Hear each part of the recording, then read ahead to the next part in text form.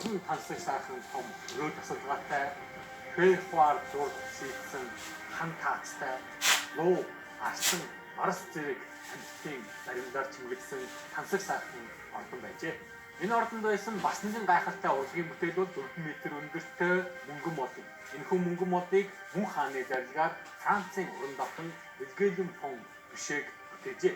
Тэрээр модны орой дээр загалмайтны шашны нэгэн чухал бэлэгдэл болох сахиусан тэнгэрийг уралсан бөгөөд сахиусан тэнгэр бишгүрээ үлээхэд олон тонны торгоор мэдээ ундааны дээд оргилон гарч эзэн хааны зочдыг дайгдаг байжээ. 1252 онд Францын 9-р Людвиг хааны зарилгаар Вильям де Рубрук хэмээх элчийг тухайн үеийн их Монголын эзэнт хөрөнгөө элчээр явуулсан байдаг. Элч Рубрук явсаар 1253 оны 12 сард их Монгол улсын нийслэл хар хориг хотноо ирж Мөнх хаантай уулзсан Людвиг хааны захидлыг дамжуулаад буцсан байдаг.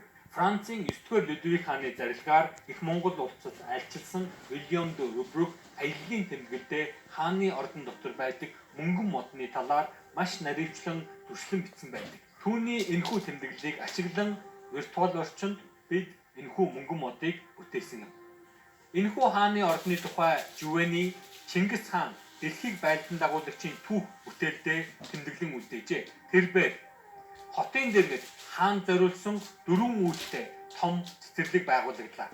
Цэцэрлэгийн нэг үүд нь дэлхий дахныг захирагч их хааны, нөгөө үүд нь хааны хүүхэд ах トゥ нарын, гурав дахь нь хааны хатад бүсгүйчүүдийн, дөрөв дэх нь хотын оршин суугчдын зорчих үүд байлаа.